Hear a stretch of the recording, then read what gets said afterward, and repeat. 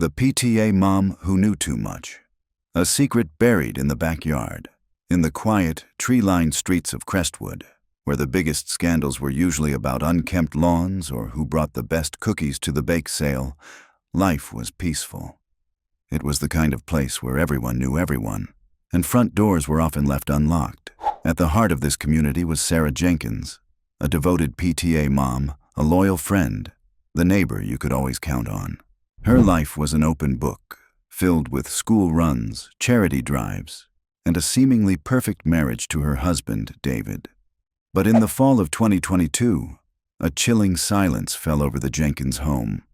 The woman who was the glue of her community had vanished without a trace.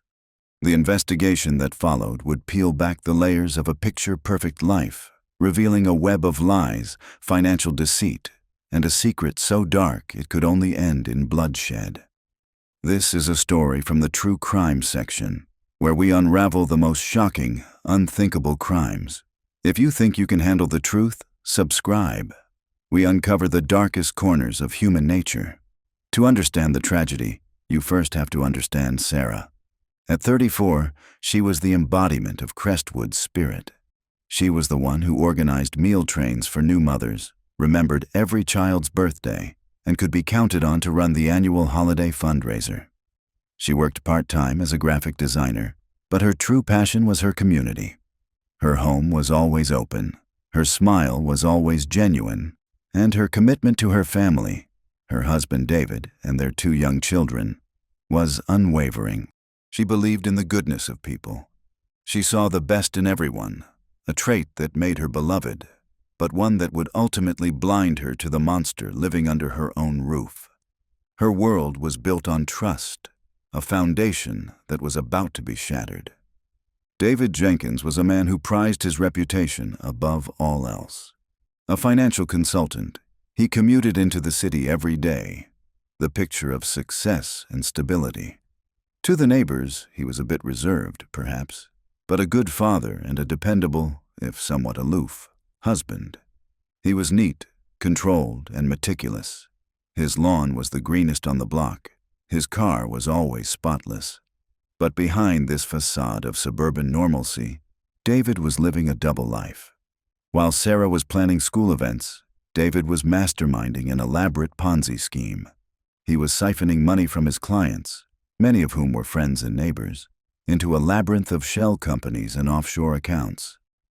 His success wasn't built on financial genius, but on betrayal. He presented himself as a prudent investor, all while building a house of cards that was on the verge of collapse. His greatest fear wasn't prison. It was the humiliation, the shattering of the perfect image he had worked so hard to cultivate. The first crack appeared when David abruptly canceled a long-planned family trip to visit Sarah's parents, citing an urgent, cannot-miss business meeting. It was out of character. A knot of doubt tightened in Sarah's stomach. Later that week, a storm knocked out the home Wi-Fi. Needing to send an urgent work file, Sarah used David's desktop computer in his home office, a space she usually respected as private. What she found there was not just a secret. It was a nightmare.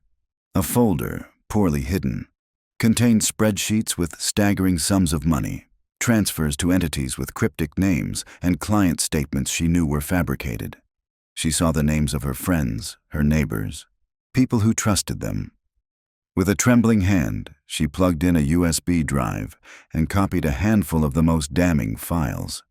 It was an act of preservation, an insurance policy, she would later call it, in a terrified text to her best friend. For days, she wrestled with what to do. She loved David. She wanted to believe there was an explanation. She tried to broach the subject gently. "David, is everything okay at work? You seem so stressed." But he shut her down immediately, his voice laced with a cold edge she'd never heard before. He spun a tale of high-stakes, confidential deals and corporate espionage, warning her that asking questions could put their family in danger. The loving husband was gone, replaced by a calculating stranger. The facade CR completely collapsed when Sarah discovered David had drained their children's college funds. That was the line. The money he stole from clients was one thing, But stealing from their own children's future was another. She confronted him in his office. The argument was explosive. She told him she knew everything, that she had copies of the files, and that she was going to a lawyer in the morning. She gave him an ultimatum: turn himself in, or she would. For David, this wasn't a marriage crisis. It was an existential threat. Sarah wasn't just his wife. She was a witness who could bury him. His entire world, his freedom, his reputation, his meticulously constructed life, was about to evaporate. In that moment, a switch flipped. The following day, Sarah Jenkins failed to pick up her kids from soccer practice. Her phone went straight to voicemail. Friends called, neighbors knocked.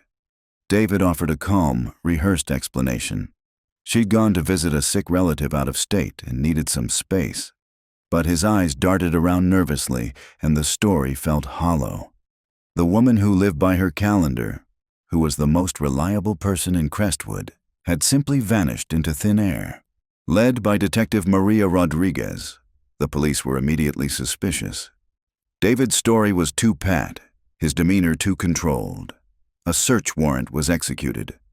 In the home office, luminol revealed a ghostly glow of cleaned-up blood on the Persian rug, despite David's claim that Sarah had cut herself cooking. The breakthrough came from Sarah's best friend, who came forward with a terrified text message and the files Sarah had sent her as an insurance policy. It was a roadmap to David's fraud. Simultaneously, a neighbor's doorbell camera, which had been malfunctioning, was repaired and revealed footage of David loading a heavy, rolled-up carpet into his SUV in the dead of night. Confronted with the financial records, the blood evidence, and the video, David's cool facade shattered. He first claimed intruders had killed Sarah, then that she had attacked him and he'd acted in self-defense. But the evidence told a different story. A premeditated, brutal murder to silence the one person who could expose him. He had killed his wife in the home they built together, disposed of her body in a remote state forest, and returned to his life, believing he had committed the perfect crime.